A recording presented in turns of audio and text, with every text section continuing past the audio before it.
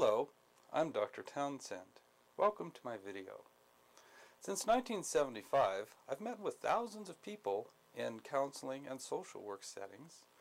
Many of these people are folks who've come seeking help to cope better with their emotions and to handle communication better in relationships with people.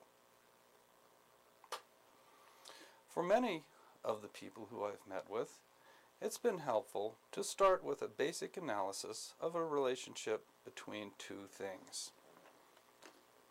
These are emotion and behavior.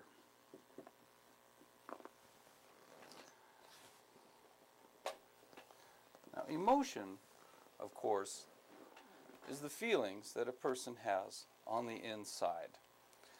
Emotions are the feelings inside one's body, inside one's mind.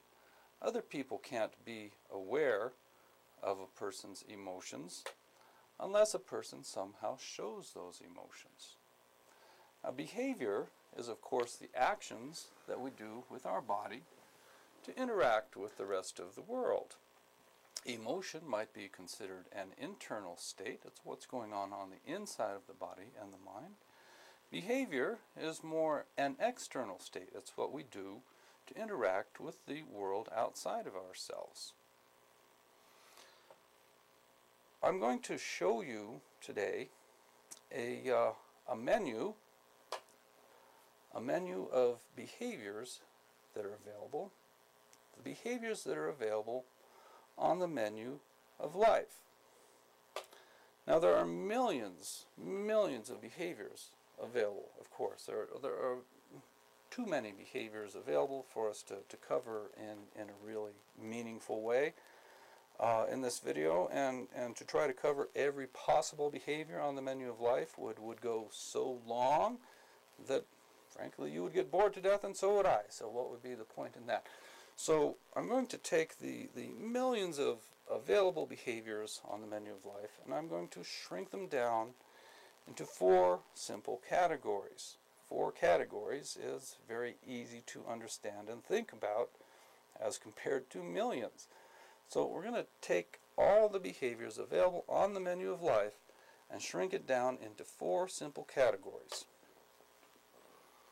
One category of behavior available on the menu of life is RICE, the aggressive behaviors. Another category that's available on the menu of life is called passive behavior. Another category available on the menu of life combines these two together, combines passive and aggressive together to make a third category that's called the passive-aggressive category.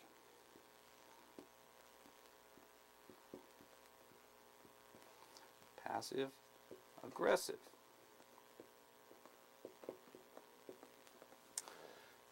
I'm going to have to move this one up a little bit so I've got enough room to write. There we go. 3 categories of behavior available on the menu of life. Aggressive behaviors, passive behaviors, and passive-aggressive behaviors. I'm going to divide these up into separate categories. Now, the aggressive behaviors, my experience is that the easiest way to help folks understand what the aggressive class of behaviors are, the best way to show that is just to put down some examples. If you were here in my office today, I would ask you to give me examples, and I would write your examples down. But hey, you're not here, so I'm going to write down some examples. Some common examples of aggressive behaviors, things that people have identified here at my office. They've identified these behaviors as aggressive. There are things such as yelling,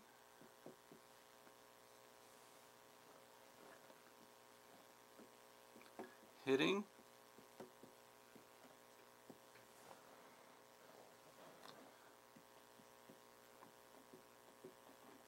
throwing things,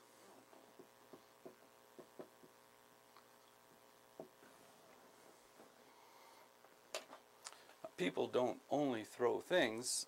I worked at a psychiatric hospital for 10 years in my younger days. There were a few occasions in which I would run across rather large and mean patients in the psychiatric hospital, and there were some occasions where folks would pick me up. My nickname used to be Skinny. They would pick me up and literally hurl me. People not only throw things, but sometimes people throw other people. To continue the list, some additional examples of aggressive behaviors include insults, calling people stupid, saying they don't know what they're doing, insulting remarks like that, name calling, very much like the insults, oftentimes perhaps the same as insults. We've got yelling, hitting, throwing things, insults, name calling.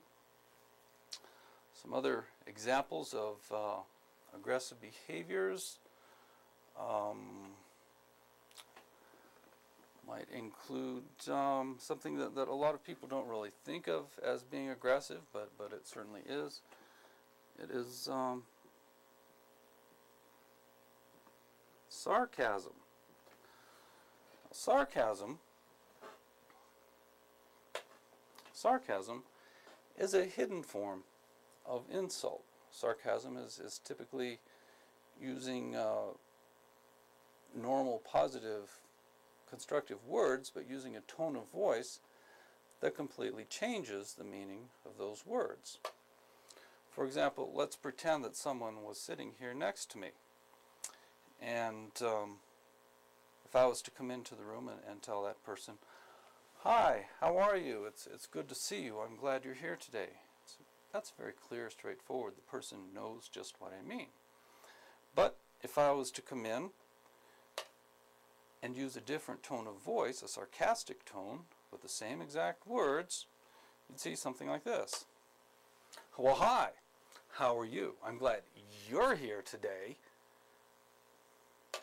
Taking the exact same words, turning them around, and making them into an insult. Some folks will carry the hidden form of insult, the sarcasm, they'll carry it so far that if I was to say to this person, well, hi, it's good to see you, I'm glad you're here today, if they were to respond to me by saying, "Why are you saying those mean things to me?" Well, some people will carry it so far that they'll say, I wasn't saying anything mean, I was just saying, "Hi, how are you? Why are you so upset? Why are you so upset? Why are you so sensitive?" They'll insult a person when the person sees that the sarcasm is an insult.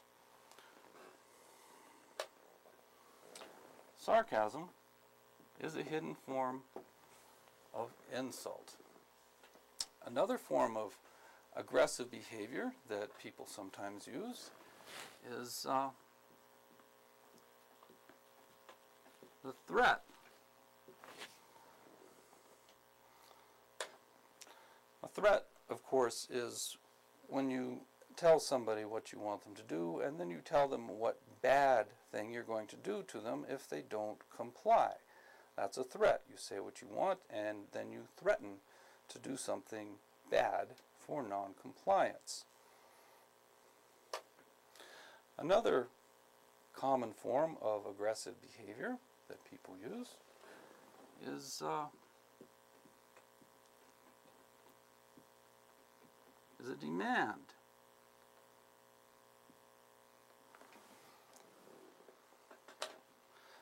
Just like sarcasm was a hidden form of insult, the demand is a hidden form of threat.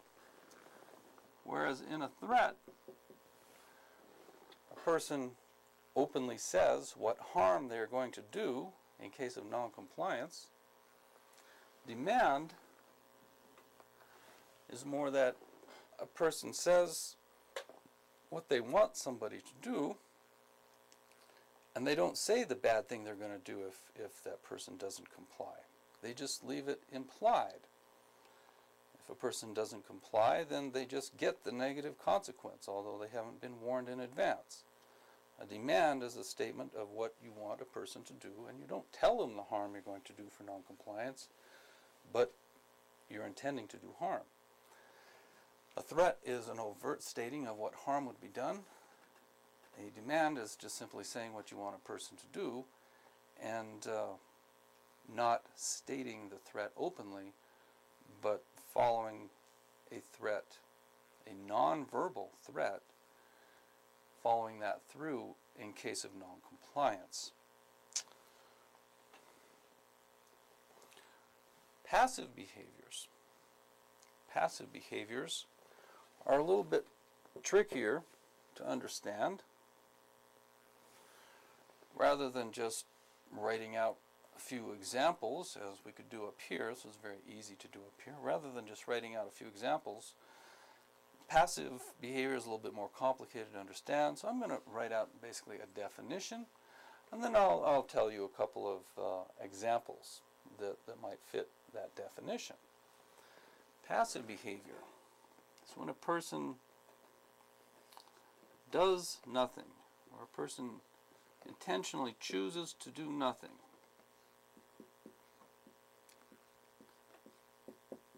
They choose to be inactive. They choose inaction.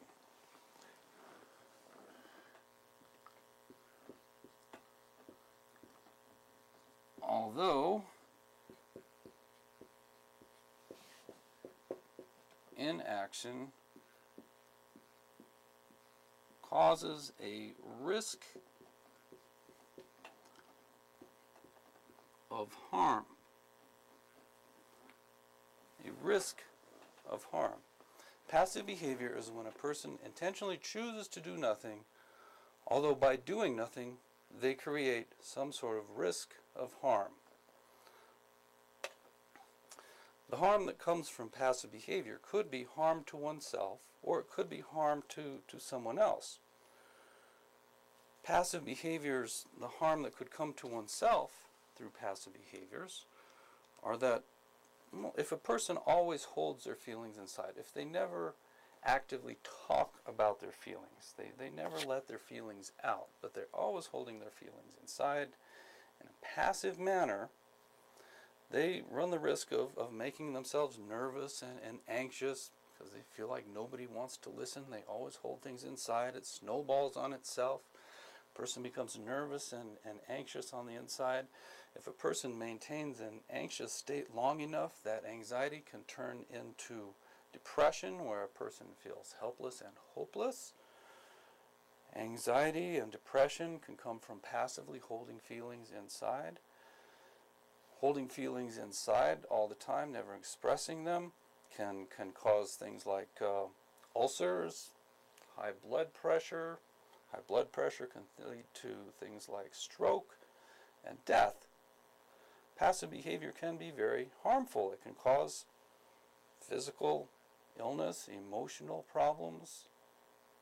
In extreme cases, it could cause death. Now, of course, the emotional problems and the physical illness are very common results of passively holding feelings inside. The risks of harm from passive behavior that could come to other people, as opposed to the harm that could be caused to oneself. Passive behavior can cause harm to other people too. A simple example of that, imagine yourself walking down the street, walking down the sidewalk rather. Now on this side of the sidewalk is a street with a few cars passing up and down once in a while. Not a very busy street, but some traffic on it. On the other side of the street, of the sidewalk rather, is a house with a yard. Now, in that yard, as a 3-year-old girl playing with her ball. She's 3 years old. Of course she is. Sooner or later she's going to drop that ball. It comes rolling down the yard, comes rolling across the sidewalk, goes rolling out into the street. Now this little girl is 3 years old. She wants her ball. She goes after the ball. She comes running down her yard. She comes walking out across the street, across the sidewalk. She goes out into the street. Now, if you do nothing to stop her from crossing the sidewalk and going into the street, well, maybe she's going to just walk into the street and get her ball. Maybe she's not going to get hit by a car. There's not constant traffic. Maybe she's just going to walk out there and get her ball. No harm done. If she does walk into the street to get her ball and a car comes along and hits her, well, it's not like you physically picked her up and threw her in front of the moving car in order to intentionally cause her to be hit by that car. No, if she comes down her yard, across the sidewalk into the street, and she gets hit by a car, it's not that you intentionally cause her to get hurt, but by not stopping her from going into the street, by not saying, little girl, stop, or by whatever means, stopping her from going into the street, and she gets hit by a car, you've passively, by not taking any action to stop her, you've passively created a risk that some harm might come to her. So the harm that comes from passive behavior could be harm to oneself. It could be a risk of harm to other people. Now, the passive-aggressive category of behavior is again a fairly complicated form of behavior. So I'm not going to just write down some examples. Again, I'm going to put a definition and tell some examples that tend to fit the definition. Now, the term passive-aggressive, this is a term that everybody's heard of and most people use from time to time, but most people are not terribly clear on what it means. I'm going to give a definition for it here. Passive-aggressive behavior combines the passive and the aggressive. The passive end of passive-aggressive behavior is the part about do nothing, intentionally do nothing, intentional inaction. Do nothing, inaction. The aggressive part of passive-aggressive behavior is that when a person intentionally chooses to do nothing, they're choosing to do nothing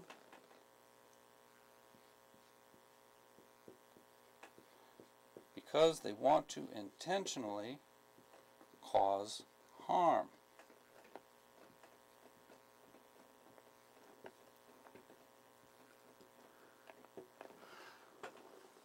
The most common sort of harm that people seek to cause with passive-aggressive behavior is emotional harm. For example, suppose that I was having an argument with my wife, and if my wife was to tell me, you know, Robert, this argument really isn't getting us anywhere. We're just not going anywhere with this. How about if we relax for a little while, and talk about this later. I'll tell you what. Why don't you come with me into the kitchen, and we'll do the dishes together. That'll take our mind off of this argument for a little while. We can calm down, and then we can come back and we can talk about this later when we're calmer. If I was to tell her, no, I sit myself down on the couch and I say, no, I'm not doing anything for you because I'm angry at you. I'm not doing anything for you. I would be behaving in a passive-aggressive manner. I know that she has got a good idea. I know she's trying to be helpful, but I'm angry at her, so I want to hurt her feelings, and I refuse to cooperate with her. I intentionally choose to do nothing. I choose inaction to intentionally cause her some emotional harm. I want to hurt her feelings because I'm angry at her. That's a passive-aggressive sort of behavior. So we've got three categories. We've got the aggressive, we've got the passive, and we've got the passive-aggressive. Now, in my practice at counseling, of course, people don't come here to learn bad ways to do things. People come here to learn good ways to do things, and perhaps to find the difference between bad ways and good ways so that they can pursue the good more often. There is one thing that all of these three behaviors have in common. It's this, the idea of somehow causing harm. Now up here we don't have the word harm written in, but of course these types of behaviors are clearly intended to either cause physical or emotional harm to someone. Harm is somehow involved in aggressive behaviors.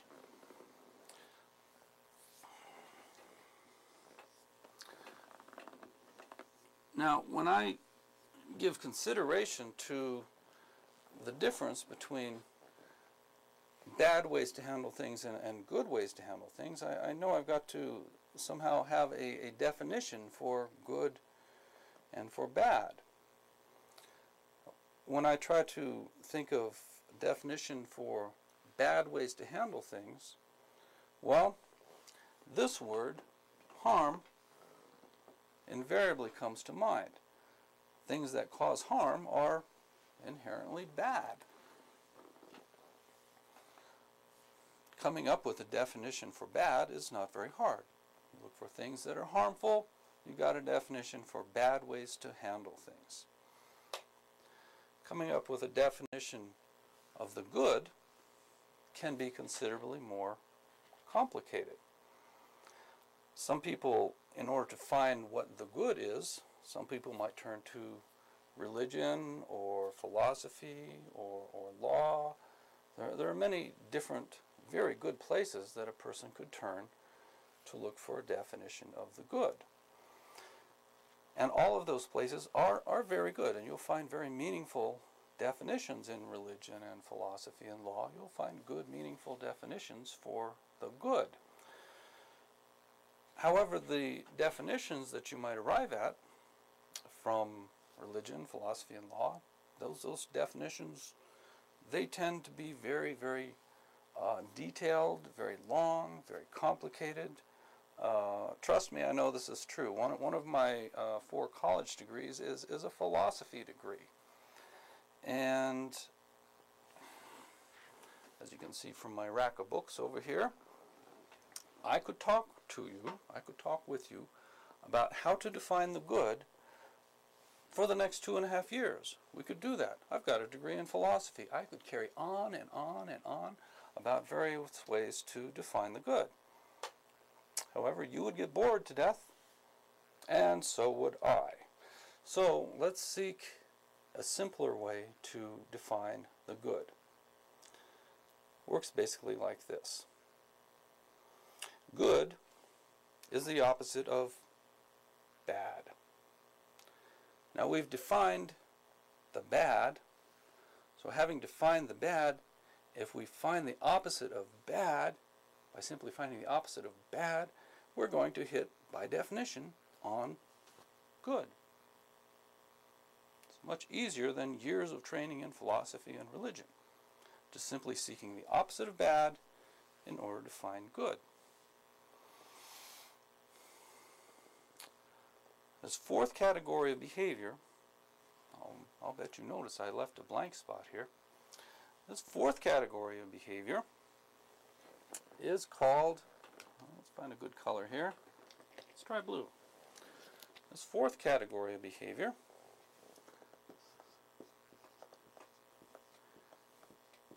is called assertive behavior.